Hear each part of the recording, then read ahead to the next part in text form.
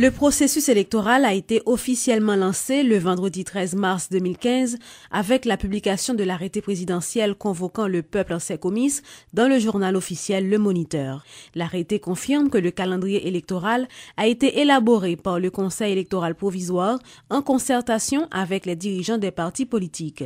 Les élections pour renouveler les 118 sièges de députés et les 2/3 du Sénat, 20 sénateurs, seront réalisées le 9 août 2015. La présidence a lancé ce lundi un appel au calme à l'approche de la période électorale dans le pays. Le chef de l'État invite les leaders politiques à user de leur influence pour sensibiliser leurs partisans sur la nécessité de garder un climat serein pour faciliter le bon déroulement des prochaines élections. Le porte-parole de la présidence, qui s'exprimait lors d'une conférence de presse au Palais national, a par ailleurs invité les partis de l'opposition à rejoindre le train électoral. La machine électorale est définitivement mise en branle. Le calendrier est connu et le président a convoqué le peuple en ses comices. Les 9 août, 25 octobre et 27 décembre, les citoyens devront sortir voter. L'exécutif fait de son mieux pour répondre à ses obligations envers le CEP, selon Lucien Jura. Mais toutefois, une préoccupation demeure. L'opposition va-t-elle rejoindre le train en marche ou aura-t-on des élections contestées encore une fois dans le pays ? La présidence de son côté exprime le vœu de voir tout le monde monter à bord pour le progrès de la démocratie. De l'avis de Lucien Jura, la force d'un parti se démontre par les urnes. Il nous dit que seuls gens pour contester une élection, il faut participer là-dedans, au moins, ou habilité à contester. Moi, c'est que c'est trop facile pour que il y ait des partis qui juste, eux-mêmes, pour une raison ou l'autre, parler participer dans le processus démocratique, et puis pour la démocratie, on a tout mourir. Ce n'est pas un secret, les périodes électorales suscitent beaucoup de violence en Haïti. La campagne n'a même pas encore été lancée que des partisans de candidats s'affrontent dans certaines zones du pays.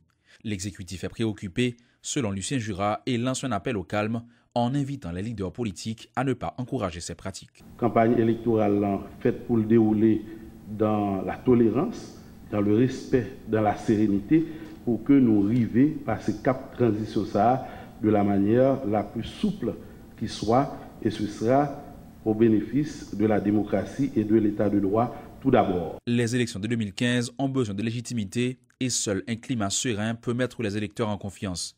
Les candidats devront également être convaincants selon le porte-parole de la présidence.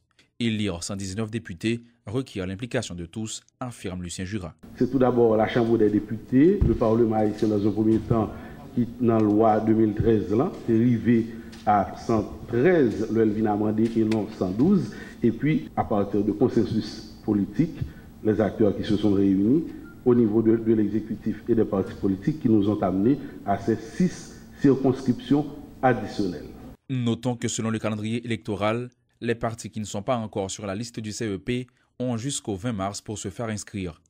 Un geste que l'exécutif les encourage fortement à faire pour le bien du processus électoral.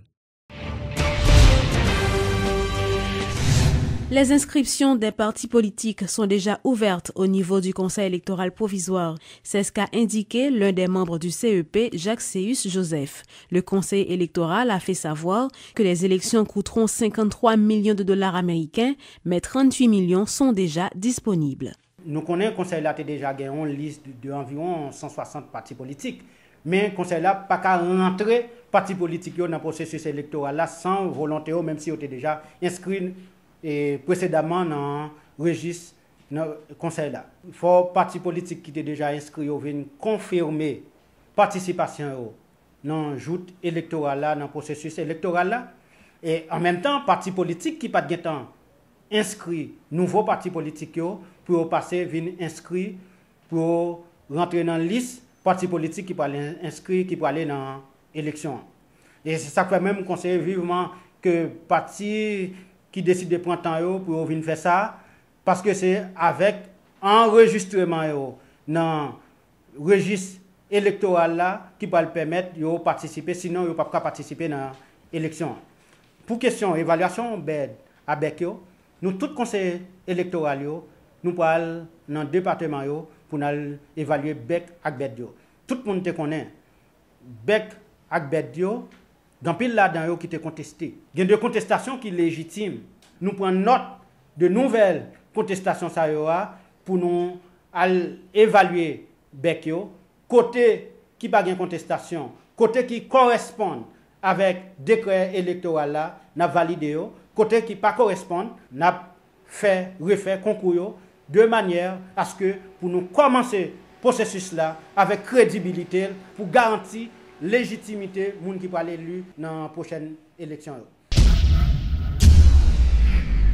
À l'initiative du ministère de la Jeunesse, des Sports et de l'Action civique, plusieurs dizaines de milliers de personnes, en grande majorité des jeunes, ont marché dans la capitale ce dimanche. Le but de cette marche, qui s'est déroulée sans incident, était de mobiliser la société autour de l'importance de la paix et de l'unification. Le Premier ministre Evans Paul, le ministre des Sports Jimmy Albert et celui de l'Éducation nationale Nesmi Maniga ont parcouru les 7 km du stade Silvio Cator, lieu de rassemblement, pour aboutir au centre sportif Infrasa à Delma 33. À travers cette marche qui a réuni des jeunes, des sportifs, des associations de femmes entre autres, le gouvernement a voulu dire non à la violence, non à la débauche et non à la délinquance juvénile. Pour le chef du gouvernement, cet événement est historique et il prouve que les Haïtiens peuvent s'unir pour une manifestation autre que la politique. Oui, ensemble avec le Premier ministre haïtien, la paix au niveau de la solidarité est importante avec Genio. Alors nous croyons que c'est normal. Nous avons pris ce matin en tant que citoyen, parce que c'est d'abord une marche citoyenne, et en tant que Premier ministre qui premier concerné par l'initiative ça que le ministère Jeunesse Sport Action civique dans politique gouvernement pour encourager l'engagement jeunesse là et surtout pour nous dire direction qu'a bon pour le pays, c'est direction la paix.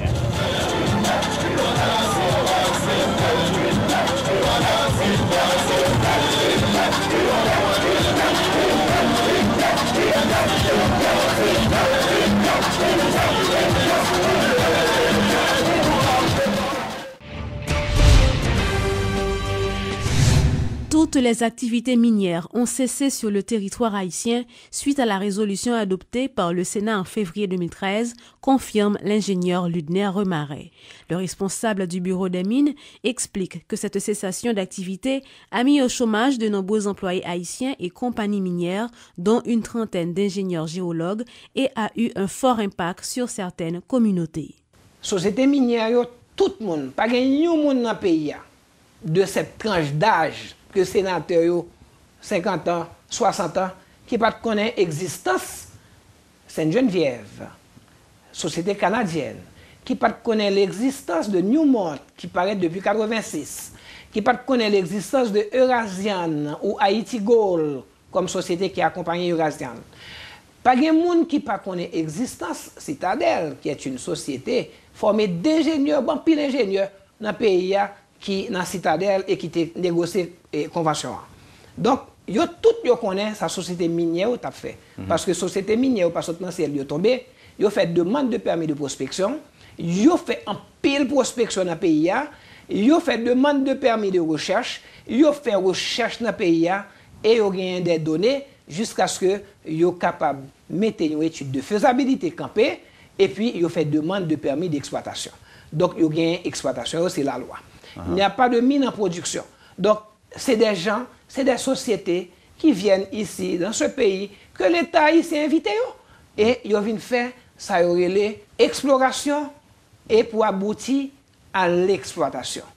D'abord, vous faites pays, puis gros mal qui est capable de faire dans la résolution, c'est que vous faites pays passer pour pas sérieux, avec tout ce qu'il renferme. Bon, résolution qui est sortie. Le gouvernement n'a pas dit rien. Le gouvernement continue à travailler pour développer le secteur. Combien de monde qui perd du job dans le cas? Ah non, un grand paquet de monde. D'abord, pour les gens qui sont spécialisés en géologie, en génie minier, il y a plus d'une trentaine de géologues haïtiens qui perdent du job. Surtout, les gens qui sont plus faibles, les membres de cette communauté-là, côté que gagnent un travail qu'a fait.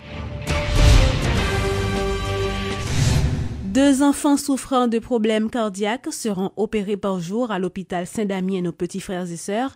L'annonce a été faite ce lundi par la directrice de l'hôpital, le docteur Jacqueline Gauthier.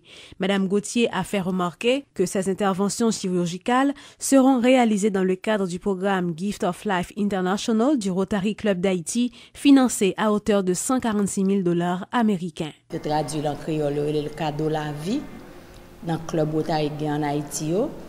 Gift of Life là, il existe depuis 20 ans. Son initiative Rotary à travers le monde.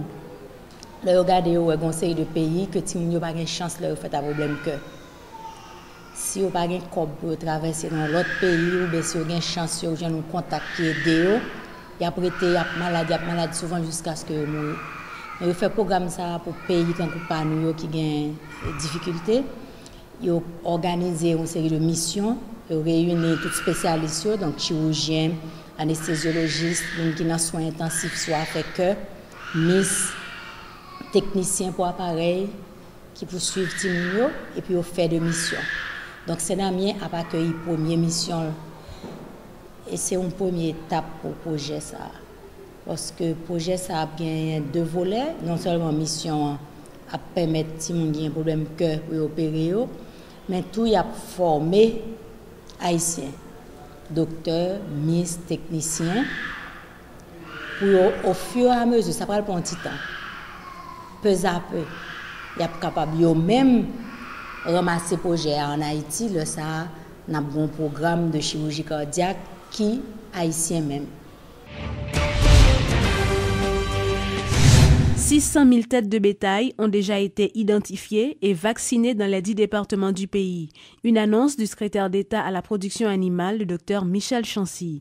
Selon M. Chancy, cette campagne d'identification vise à améliorer la santé animale et favoriser un contrôle effectif sur les animaux. Jusqu'à présent, qu'on y a là dans le mois de mars, nous avons identifié plus de 600 000 bœufs, ça veut dire que nous déjà à 60% de l'objectif. Nous pensons qu'avant le mois de juin, nous avons arrivé dans l'objectif de 80%. Nous gagnons 2 ou 3 départements qui sont en retard. C'est le département de l'Ouest, qui sont un gros département, qui ont à peu près à 25% de bœufs qui sont identifiés. Nous avons le département Nord-Ouest qui a un petit retard. Et le département de Grandance qui est environ 30%. Tout l'autre département a dépassé les 50-60%. Nord déjà 80%, Nord-Est c'est déjà 80%, NIP dépasser les 80%, Sud également, Sud-Est, c'est des départements côté pratiquement tout bœuf qui est identifié. L'identification c'est une, mais nous avons tout pour nous capables de faire un contrôle sur le côté où tu es bœuf.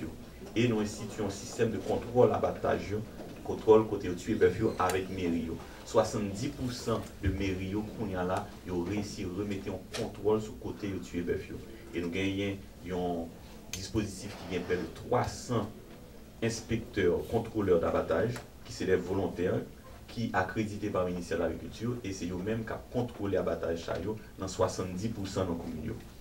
Nous instituons tout un registre national. Je vous dis, avec numéro bœuf là, ou bien numéro carnet, nous sommes capables d'aller sur le site ministère et nous sommes capables d'avoir accès, alors, le monde qui est autorisé, pour nous connaître l'identité bête. Avec numéro bête là, nous sommes capables de connaître pour qui monde bête ça est, qui côté le sorti, et toute information sur la vaccination que bœuf gagne. Le registre national là, il créé grâce à un logiciel que Haïtien créé et il est disponible à travers Internet.